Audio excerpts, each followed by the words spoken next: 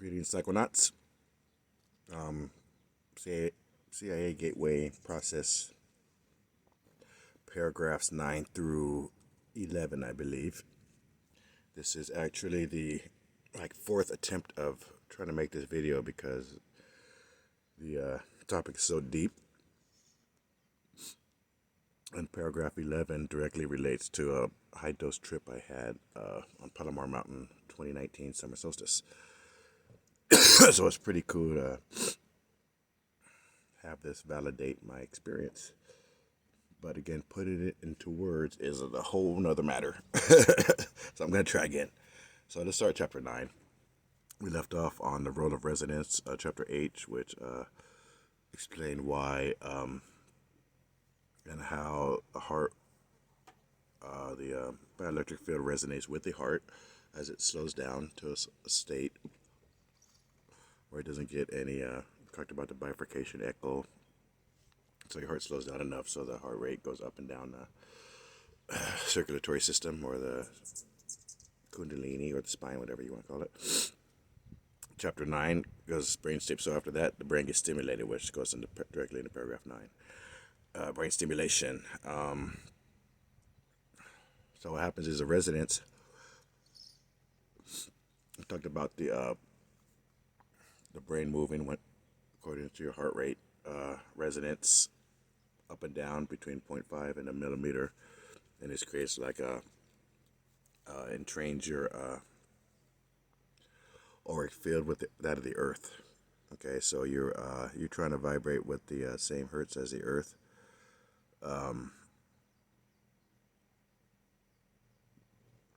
6.8 and 7.5 hertz per. That's pretty much the resonance of the earth. So you're trying to match that. And what this does is, let me just read this again. It's awesome. There's actually, paragraph 9 has an awesome paragraph I need to read. And so remember we talked about the pulse, not just traveling through your auric field, but through the whole earth, right? And this explains it exactly.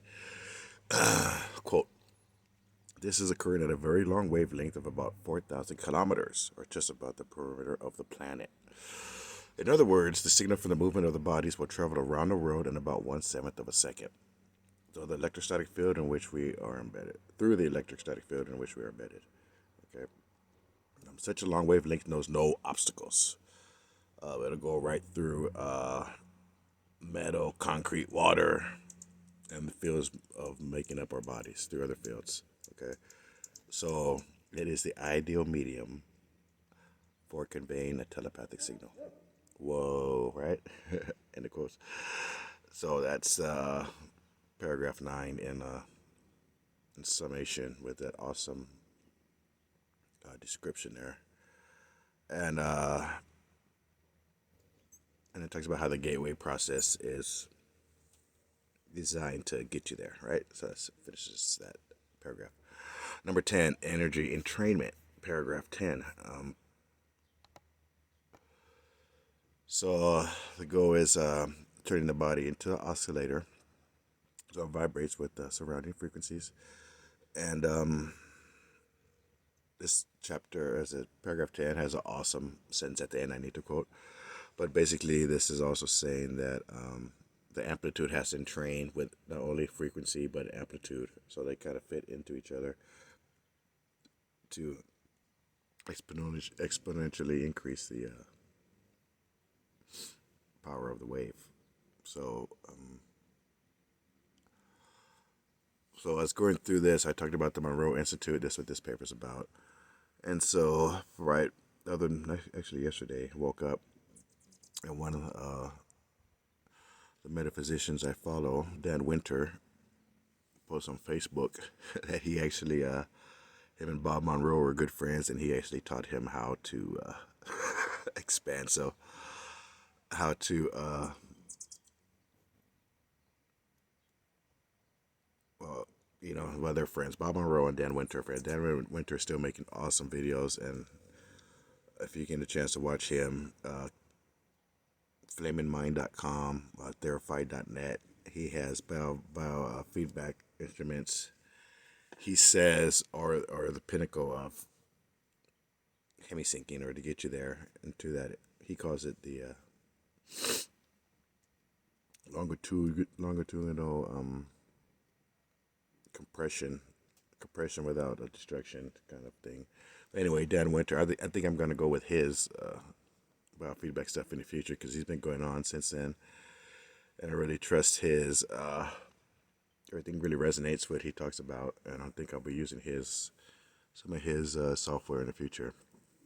Well, and it's a side note anyway. So anyway, chapter 10, energy entrainment.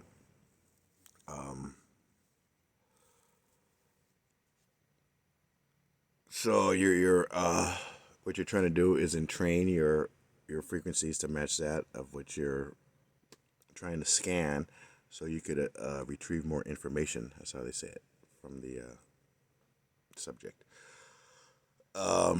Here's an awesome sentence at the end of chapter 10 here.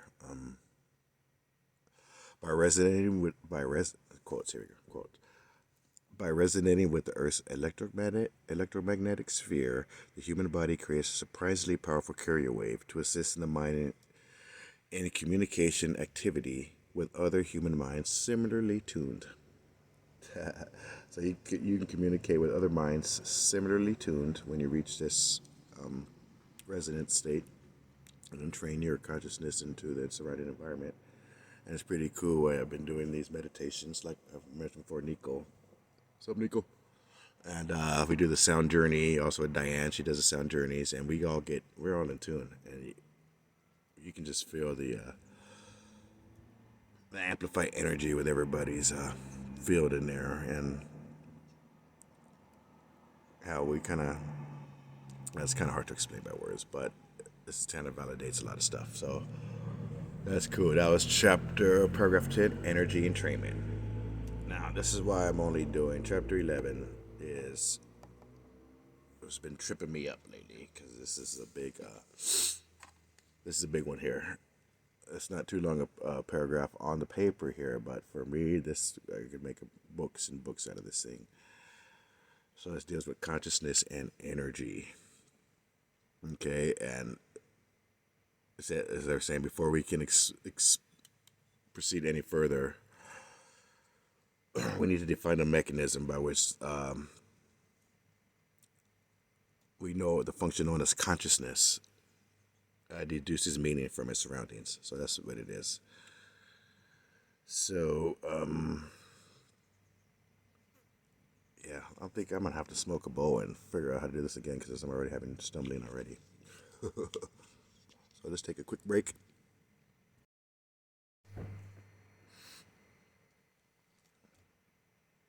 Okay, let's give this a try. Reason why this chapter, again, consciousness energy, is so difficult, because right now I'm going to try to attempt the nature of reality as it was shown to me during a big sojourn, and has it explained by scientifically through I know this guy, Professor Clay Irwin, his institute. It's not Quantum Research Institute. They're trying to come up with a theory of everything. They have an awesome movie which I will post up here, and I'll actually show clips from it, which kind of relates to this and my trip also.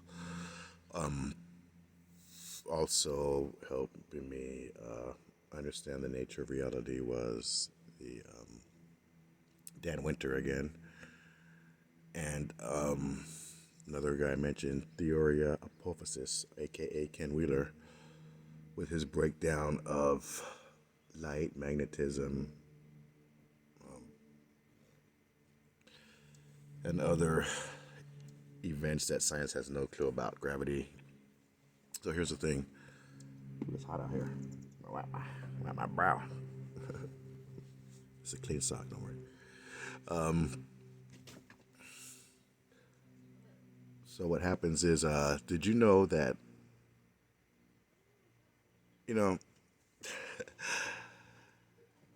everything we've been taught probably from third grade on, after you learn to read and math, everything else is straight wrong. Bullshit. It's fun crazy. So, The big lie. This is science does not know. The big thing nowadays is trust science, and the thing is, these motherfuckers don't know anything. They have no clue. Did you know that they have still not defined gravity? They can describe gravity, but they have not defined how it works. Einstein does not know how gravity works. Einstein's theory, Einstein never produced shit. He was actually a patent clerk, and he stole a lot of his ideas from men smarter than him. He was a brilliant mathematician, but he never made shit, right? And that never sat well with me either. His theory on bending space time and how that's how the planets orbit, because Earth is like bends space. It's so heavy that it bends space, but space has no attributes. It's never been defined. Fields have never been defined. I've never defined a field. Light, they even know what fucking light is. They say light is photons. A photon has never been output of any experiment ever in history.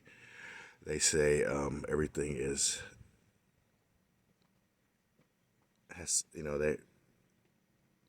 they're materialists in a true sense of the form. They think everything has to be able to be measured, or they won't even discuss it. Did you know that an atom, when they say atoms are 99.999% empty space, what does that mean? That means that it's nothing. Shit is nothing. There's something is 99% of nothing. That's nothing. So actually, this paragraph here, let me see the line here. This is the Army ship here. Solid matter, in the strict construction of the term, simply does not exist. I'm quoting this straight from the page here. And this is what I found in my trip on Palomar Mountain. I did 13 grams, a few psychonauts, one of the first early group trips. And what happened, let me just describe real quick. So I was doing a friend's. Okay, I got cut off again. The power of this testimony must be amazing. Anyway, what I was talking about my trip. At Palomar Mountain. So I mentioned the Franz Barton. I was able to, from those exercises, have manual hallucinations, I call them. I was able to manually control my hallucinations, all the visuals I had, so I can combine like the tree into the sky and have them connect, or I could have my hand melt with a tent and become polyester, or have the tent become flesh. It was crazy shit, stuff like that. But that's where I saw that reality is pixelated, but it's not. Not only pixels on your TV HD determine the definition. Reality is pixelated, and its pixels are in a Planck length. I'm just gonna get this out of the way. And a Planck length is the smallest unit of measurement, right? And so they're 3D, and we're all pixelated, and then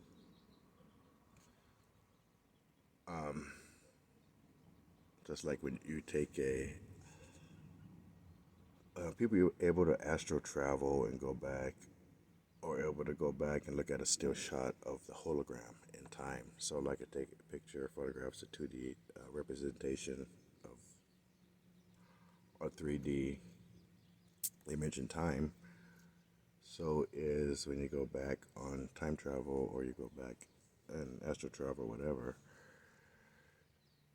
and time travel, you can access frozen images of history or the future.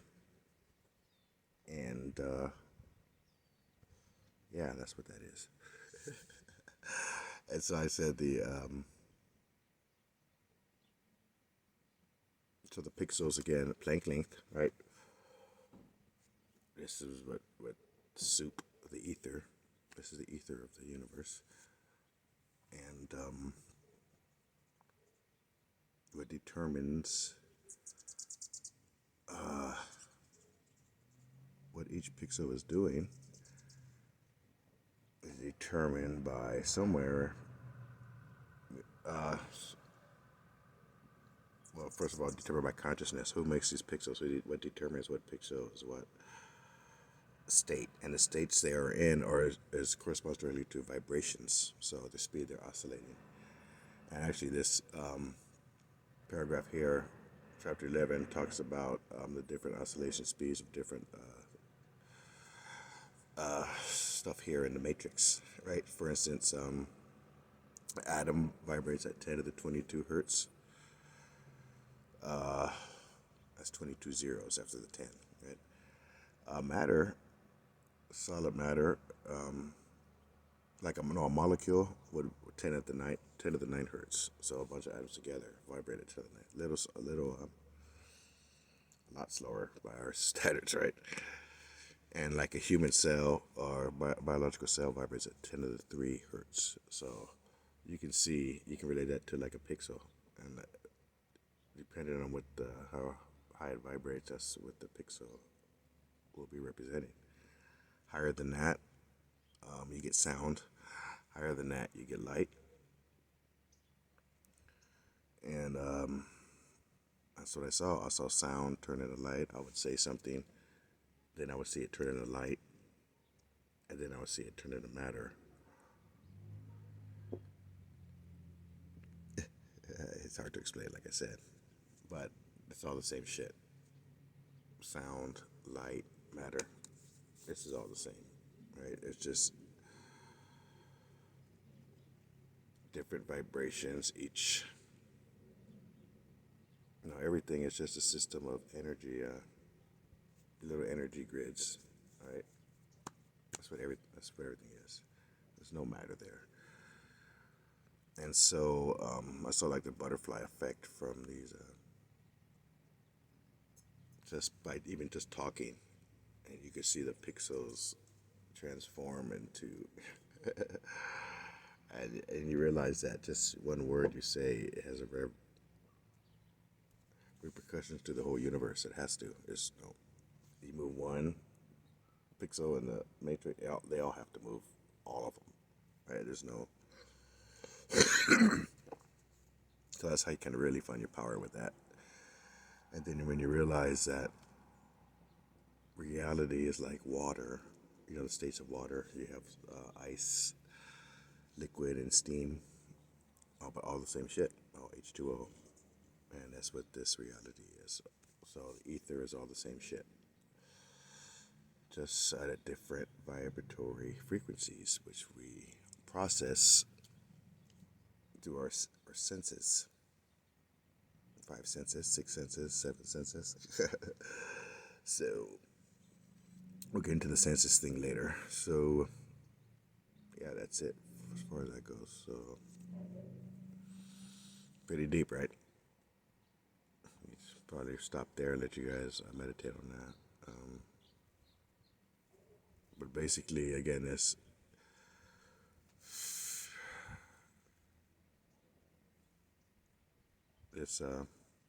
actually, let me just show you a quick.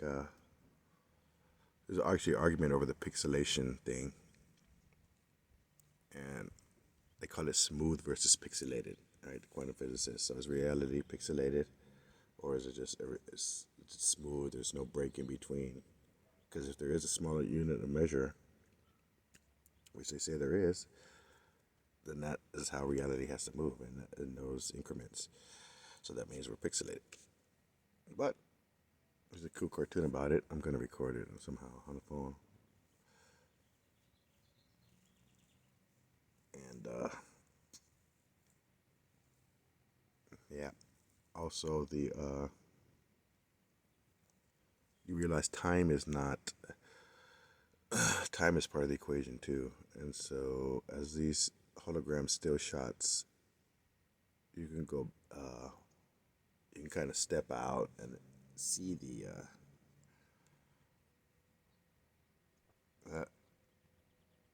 whole matrix and kind of go in where you want. So what is that movie with where he goes and he goes to space and he goes into the black hole and he's able to access reality. That's exactly somebody, whoever made that movie, was definitely on that trip. Was definitely on a high dose trip from something. But you could access different points of time, and the holographic still image is so detailed that you can get really intricate details of you know, you can go down to the cell level and see what's in with a microscope and check it out. So yeah, oh, that's the nature of reality. And so now we need to talk about what consciousness is, which will be the next video, and how we are going to manipulate this reality, right? So dwell on that and check out these two movies I'm going to post.